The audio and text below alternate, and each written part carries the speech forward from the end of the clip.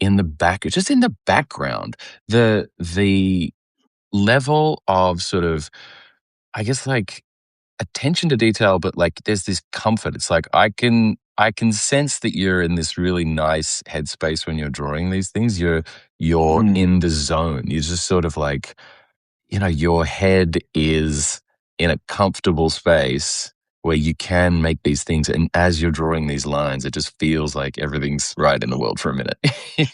Yeah, that's a good observation, because that's definitely how it feels. I mean, I think as I was saying earlier, I think it's not.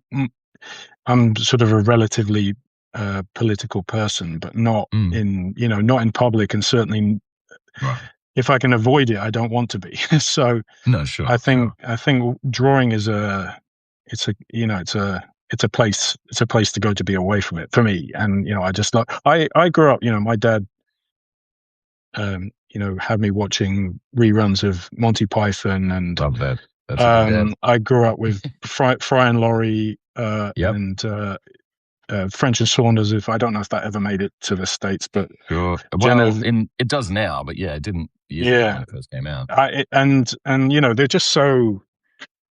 It's just pure silliness all the way. And I think I like being in that place, and it's kind of cool when you have the opportunity to sort of explore it yourself. But well, it's all those Hale and Pace. That might all have been complete nonsense there. I'm trying to focus on drawing, and sort of I'm garbage. No, you're making perfect sense. Like French and Saunders was always great. Ab Fab. Also Hale and Pace was a great one that I used to really enjoy.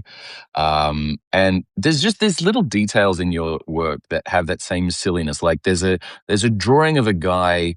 There's a horse-drawn carriage, and he's got there's this woman in the carriage, and then in the background, you didn't have to do this, but you did, and it's just like there's like Malcolm and Sons, and then next to it is a pub called The Old Grunt, which just well, thank you for noticing, because that is all deliberate. Like I sort of want. Here's the thing, right? So I've been into however many comic book stores through my life, and I'll often I'm not somebody who collects a particular. I had a friend, hi Andrew, if you're watching, who was a real Batman comic collector, but I was just like, pick up the thing that seems.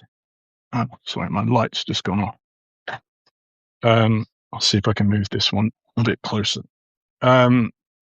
I was just like, pick up the thing that looks cool, but I would have this experience where the cover would be amazing, and then I'd open it up, and the book inside was not really what the cover was telling me it was. Right. Yes. And so I sort of deliberately was trying to make sure that you see all that detail on the cover, and then you don't, and then you experience it again as you're working your way through the book. I mean, that is why it took me 3.5 years, but right. Yeah. I think again, it's like, it's worth it. If you have an idea that it just felt like it was worth it. I mean, everybody watching, or everyone who buys it will have to be the judge, but felt worth it to me. No, and reading it does feel like you have a real affection for it. It's not a project that you're like pushing out like a kidney stone. You're genuinely enjoying this thing, and it's falling out of you. And you can tell that you actually, like, you're having fun. There's a real sort of sense of fun in the whole thing, and that sort of silliness that you're talking about, like, don't forget to be silly.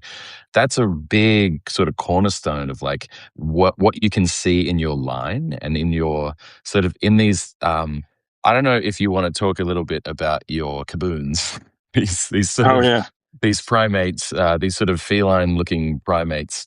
I'm drawing one right now. They're so much fun to draw.